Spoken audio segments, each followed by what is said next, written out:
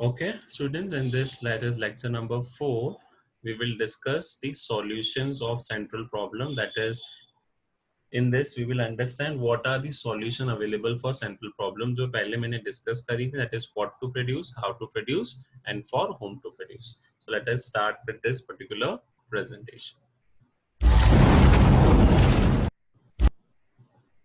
Okay, so here comes the types of economy. अब यहाँ पे दो टाइप की आपकी इकोनॉमी रहती है students. One is centrally planned economy, second is market. अब जो मिक्स्ड इकोनॉमी बोल रहा हूँ ना स्टूडेंट्स, वो इन दोनों का मिक्सचर है. मींस उसमें फीचर्स दोनों के होंगे, उसमें सेंट्रली प्लान के भी फीचर होंगे और मार्केट इकोनॉमी के भी फीचर होंगे. That is your third type of economy. And one thing to remember, India is a mixed economy. क्यों India is a mixed economy है? क्योंकि यहाँ पे दोनों private as well as the public sector, private मतलब private individuals, public sector मतलब government, दोनों ही काम करते हैं. Okay, next is here the first let us understand what is centrally planned economy. इसका एक बेसिक आइडिया समझते हैं. Centrally planned economy is one in which all the important activities are planned and decided by a central planning authority or the government. मतलब ऐसी organisation जिसमें कौन से decision जो अपन ने पढ़े थे, what to produce, how to produce and for whom to produce, ये जो तीनों डिसीजंस हैं ये कौन लेगा? एक सेंट्रल अथॉरिटी लेगी, या अगर सेंट्रल अथॉरिटी नहीं ले रही है तो उसके बदले कौन लेगा? Government. Okay, so here the main concept is in this what to produce, how to produce, and for whom to produce is been decided by the government. Okay, that is the meaning of centrally planned economy. Now moving on to the market economy. Market economy इसके just opposite है. इसमें क्या बोला? Economy in which all the economic activities are organized through market forces and price mechanism. मतलब यहाँ पे government का interference zero है. Means government will not interfere in the decision कि what to produce, how to produce and for whom to produce. ये तीनों decision कौन लेगा? ये तीनों डिसीजन लेंगी मार्केट फोर्सेस, और हम कह सकते हैं प्राइवेट इंडिविजुअल पर्सन, कि उनको क्या प्रोड्यूस करना है, कैसे प्रोड्यूस करना है और किसके लिए प्रोड्यूस करना है. That is the very basic concept of market economy. Okay, sir concept. Yes जय. सर मार्केट इकोनॉमी फिर तो देखा जाए तो इंडिविजुअल इकोनॉमी बोलना चाहिए ना, क्योंकि हाँ, इंडिविजुअल उसके बहुत प्रॉपर सारे नेम है, आएंगे आके. मार्केट इकोनॉमी को हम फ्री इकोनॉमी ही बोलते हैं उसको, क्योंकि हम क्योंकि यहाँ पे फ्रीली आपकी मार्केट फोर्सेस हैं जो काम करती हैं, वो किसी का इंटरफेरेंस नहीं होता है, not of the government, not of any other. इसको हम फ्री इकोनॉमी भी बोलते हैं. ओके, इसको हम पर्टिकुलरली कैपिटलिस्टिक इकोनॉमी बोलते हैं. एक तो फ्री नाम हो गया, and it is also known as capitalistic economy. Why? Because जिसके पास ज्यादा पैसा होगा, जिसके पास ज्यादा परचेजिंग पावर होगी, वो मार्केट को रूल करेगा. So that is the basic concept of market. आप जब डिफरेंस समझोगे ना, you will get the idea that what is the particular government and how it is working. सबसे पहले अगर हम सेंट्रली प्लान का लिखें तो सबसे पहला गवर्नमेंट रोल. पहले ही बोला, सेंट्रली प्लान में government is on important role in the process of production as well as the other process. लेकिन मार्केट इकोनॉमी में किसका रोल रहेगा? No direct participation of government in the production process. वहां पे गवर्नमेंट इंटरफेयर नहीं करेगी. M, market economy का अलग एम जाएगा और सेंट्रली प्लान्ड इकोनॉमी का अलग. अगर गवर्नमेंट के अंदर चल रहा है तो उसका एम क्या होगा? Social welfare. उनको क्या करना है? सिर्फ आम जनता की भलाई करनी है. लेकिन मार्केट इकोनॉमी का जो है वो हमेशा रहेगा प्रॉफिट मैक्सिमाइजेशन. क्यों भैया प्रॉफिट मैक्सिमाइजेशन? क्योंकि मैं मार्केट में आ ही इसलिए रहा हूं ताकि मैं अपना प्रॉफिट कमा पाऊं. थर्ड आपका है मीनिंग. प्लान अभी बताया, the government plans all the important activities in the economy, that is what to produce, how to produce and for whom to produce. ये तीनों के तीनों डिसीजंस क्या रहेंगे?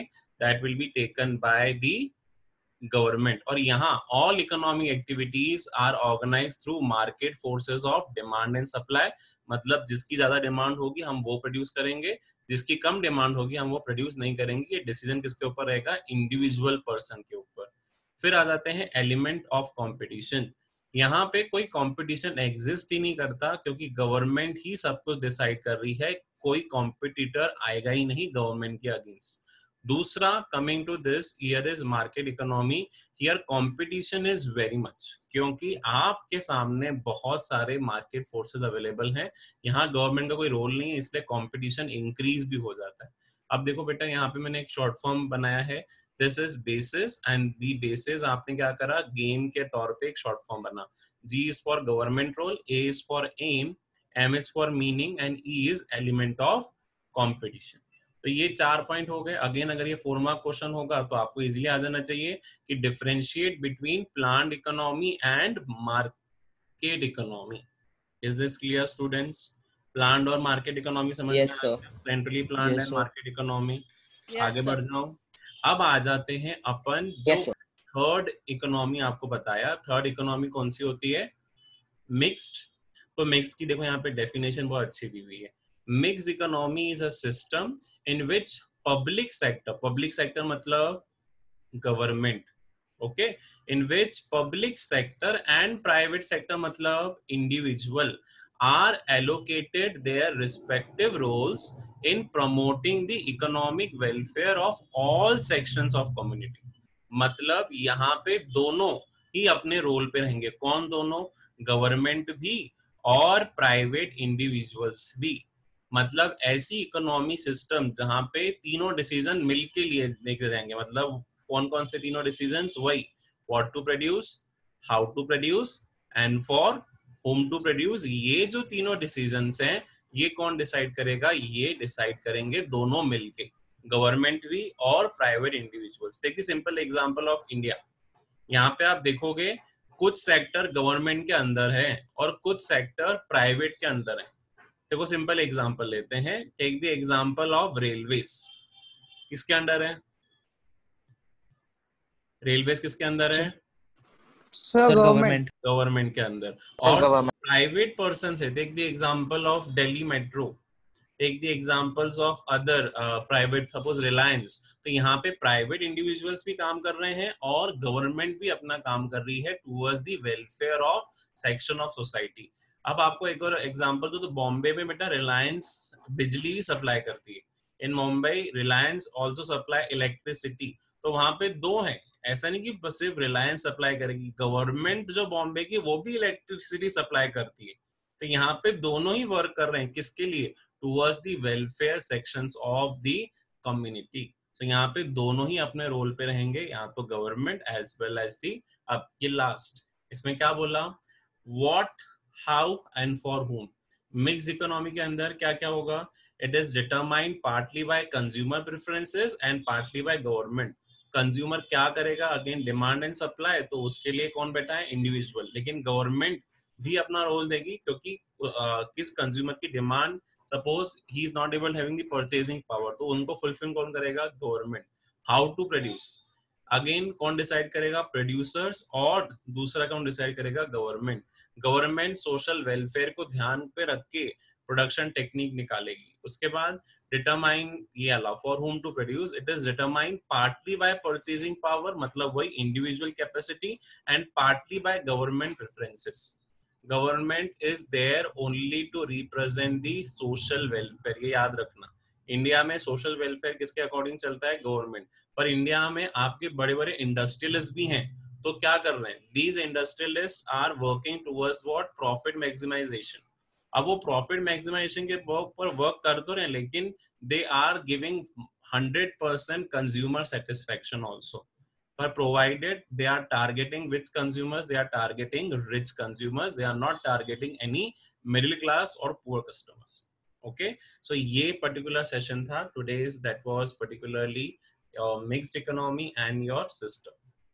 This is just a slide related to test your knowledge. These are some of the questions which you have to see। Suppose आपके पास है what is microeconomics, I have already explained difference between micro and macro, distinguish between positive and normative। फिर उसके बाद यहाँ पे what are central problems, जो मैंने समझा चुका हूँ। See, these are the CBSE questions। पहले क्या होता था? microeconomics was the part of your 12th class, अभी जाके वो 11th का पार्ट है। लेकिन ये बहुत बार क्वेश्चंस पूछे जाते थे। डिफरेंशिएट बिटवीन, अभी बताया, centrally planned and market economy, और उसके बाद why does economic problem arises.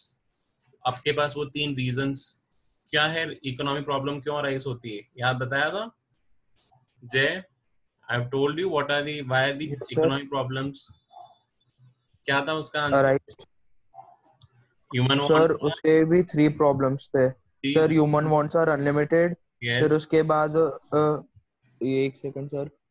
Resources are limited and and resources have third alternative is uses. तो याद यूजेस. रखना, कंफ्यूज मत होना. अब देखो यहाँ पे लिखा हुआ है what are the central problems. देखो क्वेश्चन यहाँ पे समझने के पैटर्न समझा करो. यहाँ पे लिखा है what are the central problems और यहाँ लिखा है why does economic problem arise.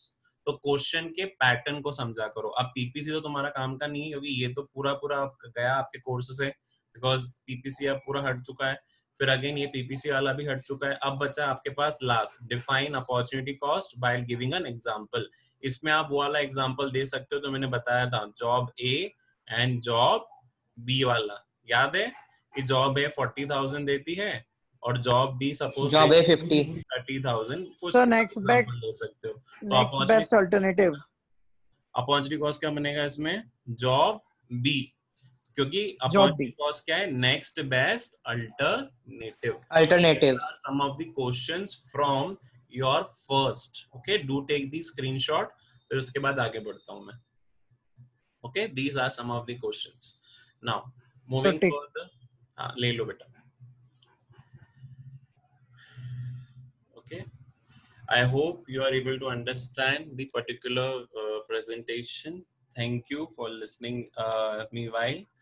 For more updates, do subscribe my YouTube channel and you will get more videos regarding economics.